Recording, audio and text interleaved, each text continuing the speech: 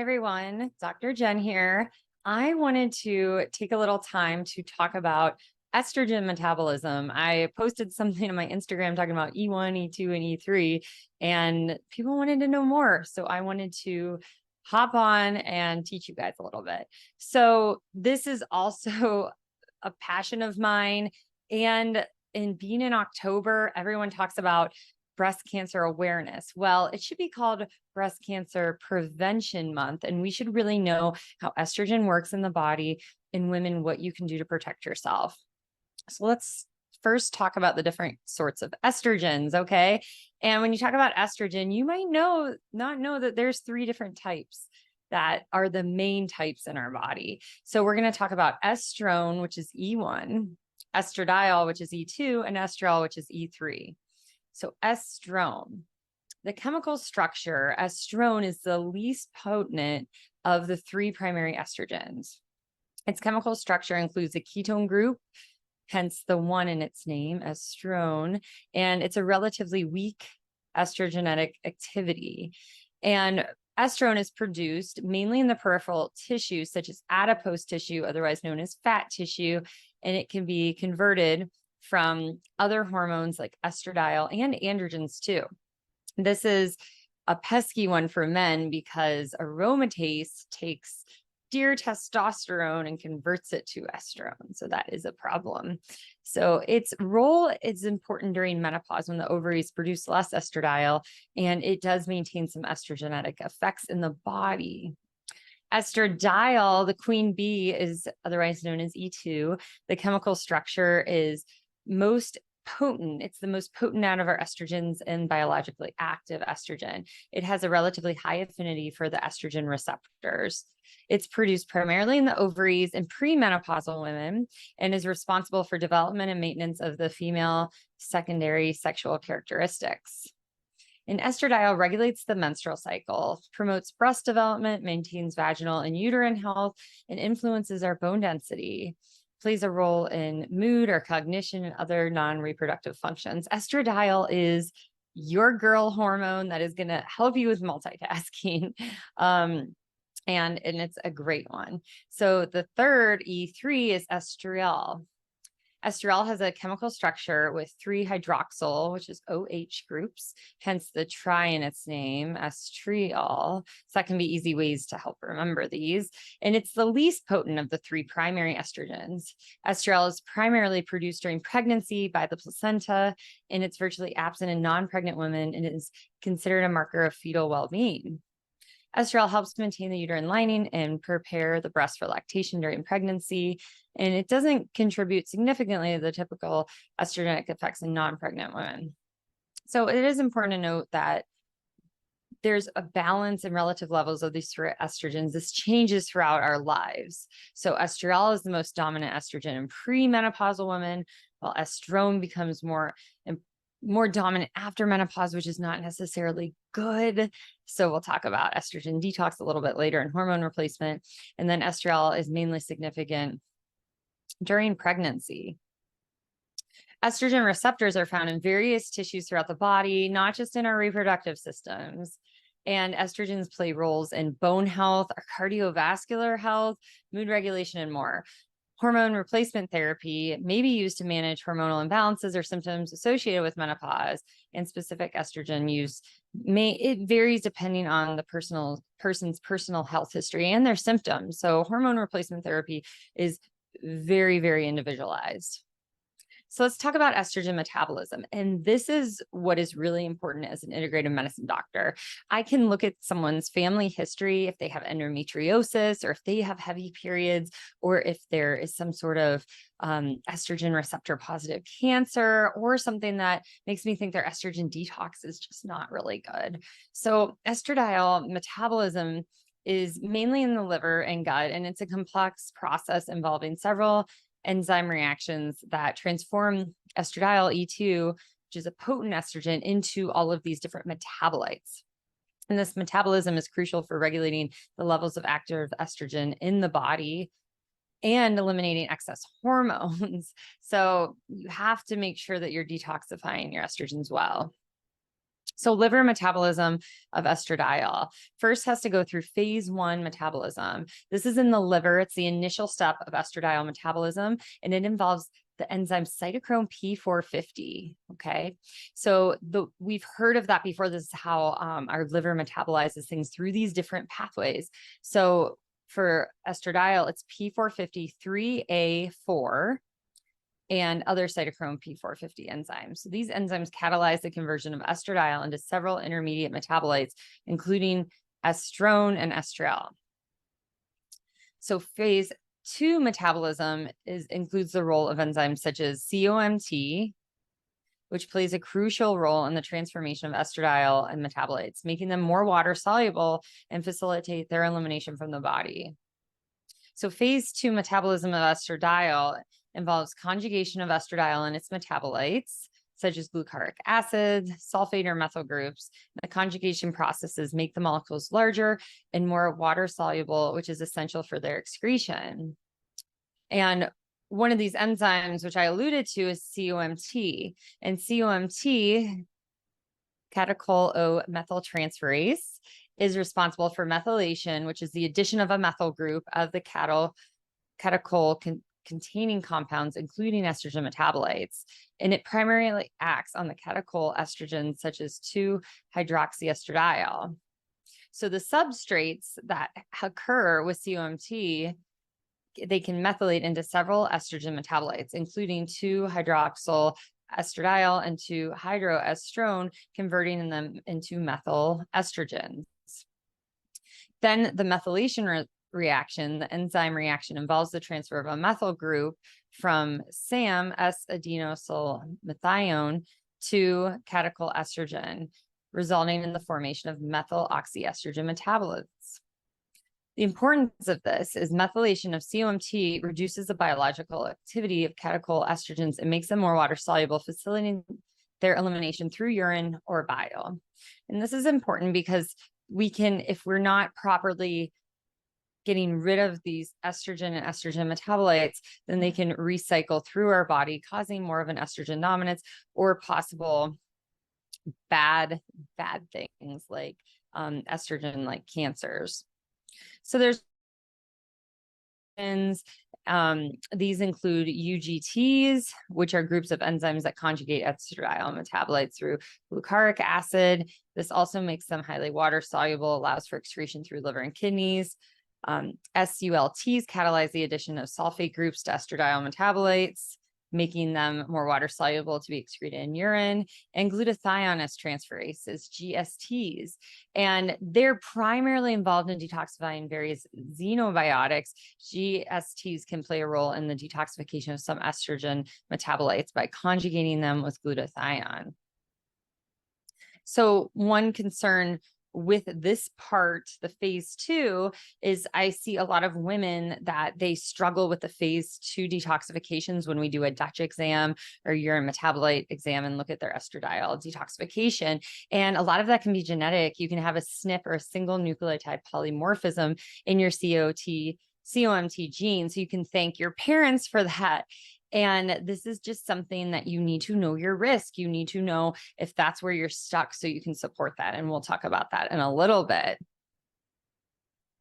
So then these water-soluble conjugated estradiol metabolites are then excreted through the urine and bile and then leaving the body. And the importance of this is bile, right? So we need to have good liver health. And then we talked about phase 1. Phase 1 detoxification is all liver health. So when you bog down your liver with conjugated equine estrogens, which are oral contraceptive pills or other pharmaceuticals or alcohol or anything else, that can slow down your estrogen metabolism.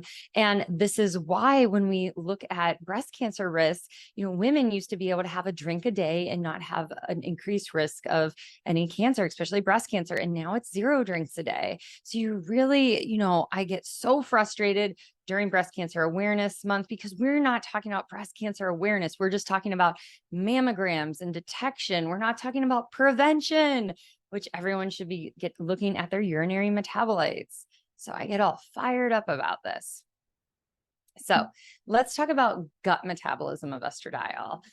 So while most estradiol and estrogen metabolism occurs in the liver, some additional changes can happen in the gut.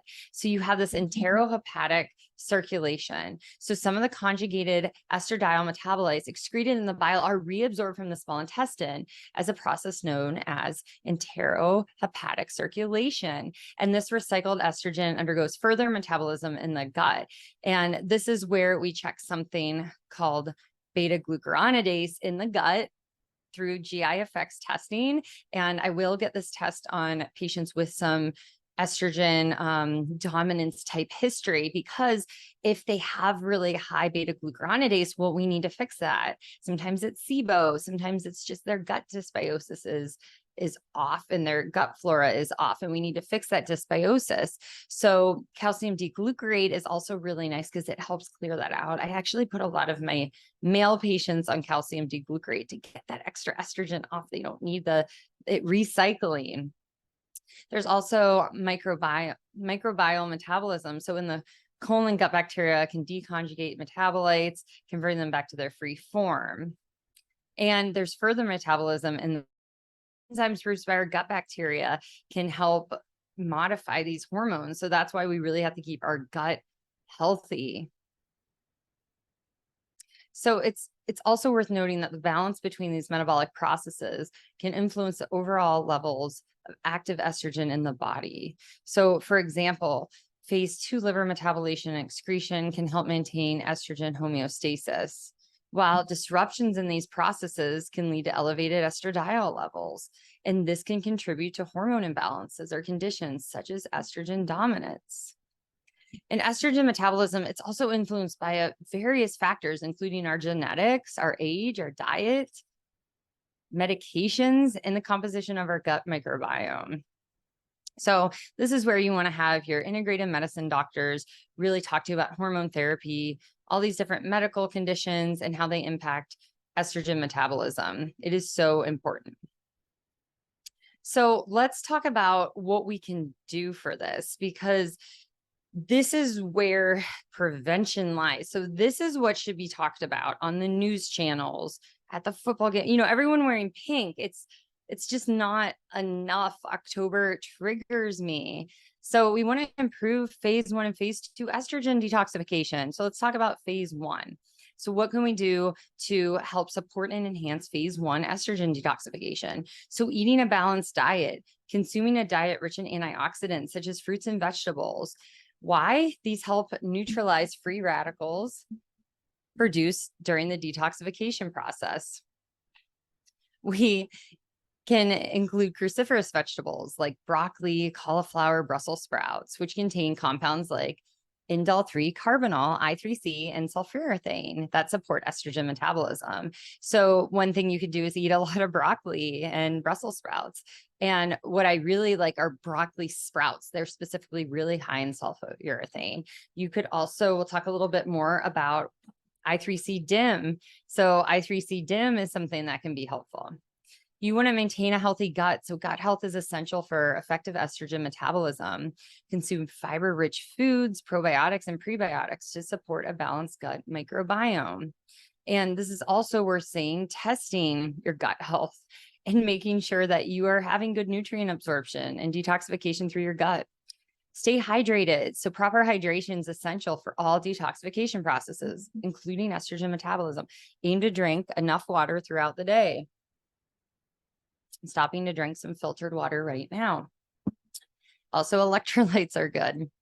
Reduce alcohol consumption. Excessive alcohol intake can disrupt estrogen metabolism. Limit alcohol consumption, or just abstain if you have a strong family history of breast cancer. Exercise regularly. Physical exercise promotes overall health and can help support detoxification processes, and aim for a mix of cardiovascular and strength training exercises. Women should lift. Okay.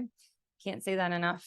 Manage stress. So chronic stress can really negatively impact our hormonal balance. Practice stress reduction techniques such as prayer, such as breathing exercises, mindfulness, grounding outside. Avoid toxin. Minimize exposure to environmental toxins and endocrine disrupting chemicals found in plastics, cosmetics, and household products. It's another thing that burns me is that all of these companies that have crap in their food and microplastics and parabens and all this nasty stuff and fragrance, they're all, oh, pink for October and breast cancer awareness. No, if you really cared about women, you would take that junk out of your product. So I'm calling you all out. And you guys, if you're listening or watching on YouTube, call out those companies in the comments or just do a call to action. Ask them, say, you say you want awareness for breast cancer. Why don't you take the fragrance out of your stuff? And that's the first thing when I'm researching companies, I look, is there fragrance in their products? And then I'm like, see you later, right? See you later, alligator. Okay, so supplements and herbs. So some supplements may support phase 1 detoxification, and that's including milk thistle, turmeric, green tea extract. So I really like Liver Aid right here. So we have dandelion root, artichoke leaf in here, inositol, milk thistle, garlic bulb, turmeric. So I take Liver Aid every day. I take 2 capsules every day because I want to support my estrogen metabolism. I know it's important. I know my liver is a little sluggish. So this is really important. And especially, I recommend that if you are going to participate in a little bit of alcoholic drinks, support your liver if you're going to do that. This should just be a must for everyone. And then also, if you're on hormone replacement therapy, make sure you're working with a knowledgeable healthcare provider. So you are having proper liver detoxification. You're not taking oral estrogen. So you're taking estrogen in a troche or a patch or a cream. Okay. So you need to work someone that knows what they're doing.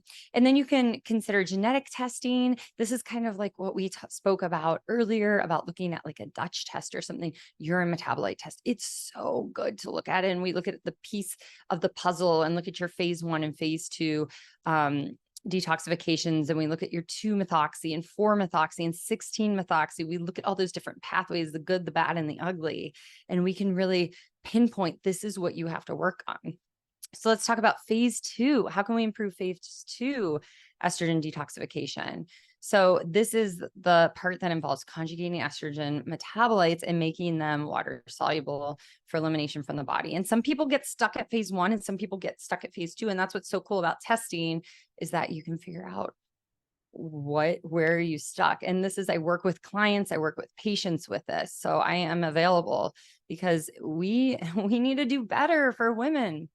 So these are similar. Some of these are going to be a little crossover. So eat a nutrient-rich diet, consume foods rich in essential nutrients, which support phase 2 detoxification, including B vitamins, amino acids, and sulfur-containing compounds. And these nutrients are necessary for conjugation reactions. Foods like leafy greens, lean protein sources can provide these nutrients. Cruciferous vegetables include broccoli, cauliflower, kale, Brussels sprouts in your diet. And once again, they contain sulforaphane and I3C, which enhance phase 2 detoxification also. So more sulfur-rich foods such as garlic and onions and leeks in your diet. So if you are reacting to garlics and onions and you get bloated every time you eat them, look into SIBO, small intestinal bacterial overgrowth. Healthology by Dr. Jen website has a whole protocol on that. So sulfur does support the formation of glutathione, which is an important antioxidant and conjugation molecule. You could do NAC, N-acetylcysteine. It's the precursor to glutathione. It's an antioxidant involved in phase 2 detoxification, and this can be taken as a supplement. Right here, I'm holding it up, 500 milligrams a day. Protein intake. Ensure you have an adequate intake of protein from sources like lean meats, fish, poultry, lentils, beans, and amino acids from protein are essential for phase 2 detoxification. I like just taking amino acids after I'm working out while I'm still fasted to really build that protein. Cruciferous vegetable supplements you can take, and that would be I3C or DIM. Milk thistle is amazing for liver function. Same with artichoke extracts. They really support liver health in the detoxification process. So again, make sure you're well hydrated. It helps for proper elimination of the conjugated estrogen metabolites. And limit alcohol and toxin exposure. Same for phase 1 and phase 2. Minimizing exposure to environmental toxin and endocrine disrupting chemicals, reduce that burden on that phase 2 detoxification process. And once again, manage stress. So a lot of those are overlapped. So I told you guys about Liver Aid that I love. It has milk thistle, garlic, bulb, turmeric, inositol, dandelion root, and artichoke leaf extract. What about I3C and DIM? So I3C and DIM are natural compounds found in cruciferous vegetables like broccoli and cauliflower, Brussels sprouts. And they've been studied for their potential benefits in promoting balanced estrogen metabolism. So how they convert estradiol metabolites is they influence the metabolism of E2, estradiol, into different metabolites. And one of the key pathways they affect is the conversion of E2, which is 2-hydroxyestrone, rather than the 16-alpha hydroxy. And 2-methoxy is considered a good estrogen metabolite because it's less estrogenic and has weaker stimulatory effect on the estrogen receptors than the 16. So this shifts that metabolism from the good, from the bad, and then there's the ugly, which is 4-methoxy. And this balance is associated with a lower risk of estrogen-related health issues such as breast and reproductive organ concerns. And then I3C and DIM can also support phase 1 and phase 2 detoxification processes in the liver and enhance the conjugation and removal of estrogen metabolites, making them easier for the body to eliminate. And they exhibit I3C and DIM and anti-inflammatory and antioxidant properties, which can help reduce oxidative stress and inflammation associated with estrogen metabolism. So overall, this may promote a more balanced ratio of estrogen metabolites, and I3C and DIM can contribute to overall hormonal balance in the body, which can have positive effects on reproductive health and hormonal symptoms. So it's important to note that while I3C and DIM are found in cruciferous vegetables, their bioavailability can vary. And this depends on what your gut health is like. So when we look at I3C and DIM, so sometimes we talk about their impact on androgens. So sometimes the estrogen androgen balance, if we're giving someone I3C and DIM, promoting the production of less estrogenic metabolites and reducing the production of more estrogenic ones, this can sometimes make the balance in the estrogen metabolism affect the overall hormonal environment, including androgens, because some studies have shown that DIM may have mild anti-androgen effects. So it may reduce the activity of androgens in certain tissues. However, generally these effects are modest and may not lead to significant changes in androgens, but everyone is different. And that's why sometimes you want to work with an integrative doctor, and you want to test and listen to your body on how these things feel in your body. Because I will have some patients that do really well with it and some that don't. So everyone genetically is different. We know that. So thank you so much for hanging out with me and listening or watching to learn more about estrogen and estradiol and estrone and estriol. So now you guys know what E1, E2, and E3 are. And not only that, this is important to know so we can take charge of our body, so we can maybe educate someone on this. So we can, talk about why eating broccoli is good for us and maybe eat broccoli instead of a glass of wine. So if this was helpful for you, if you guys want more videos like this, more podcasts like this, more content like this, I need you guys to give me feedback. I need you guys to leave a 5-star review, hit subscribe, share this with a friend that would love this knowledge drop so they can know more about their body and, just be a rock star, because you guys can all do it. I know you can. Thank you so much for listening. Have a wonderful day.